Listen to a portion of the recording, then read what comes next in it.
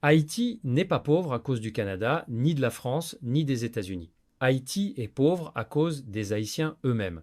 Il est temps d'arrêter de mentir et de se cacher derrière les autres pour fuir nos responsabilités. Des Haïtiens, comme Dimi Chérizier, sabotent le pays chaque jour. Ce sont eux qui bloquent le tourisme, qui entretiennent l'insécurité, qui font d'Haïti une zone de chaos permanent. Ce n'est pas un étranger, c'est un Haïtien comme nous.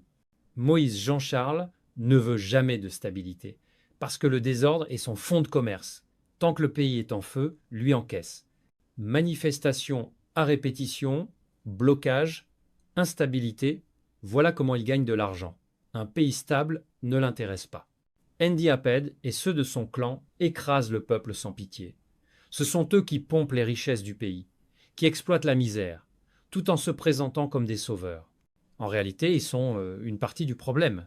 Pierre Espérance utilise son pouvoir et sa tribune pour faire de la persécution politique. Il décide qui est fréquentable et qui ne l'est pas, non pas au nom de la justice, mais selon ses intérêts personnels. Alors, arrêtons l'hypocrisie. La France ne détruit pas Haïti. Emmanuel Macron n'a jamais prêté serment pour défendre le peuple haïtien. Il a prêté serment pour défendre les intérêts du peuple français, et c'est normal. Macron ne nous doit rien. Le problème n'est pas à Paris, il est chez nous.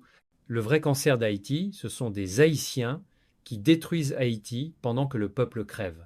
Tant qu'on refusera de dire cette vérité en face, le pays restera à genoux. À partir d'aujourd'hui, je ferai des vidéos chaque jour pour dénoncer ceux qui détruisent réellement Haïti, afin que le peuple arrête d'accuser les étrangers et commence enfin à regarder les vrais responsables.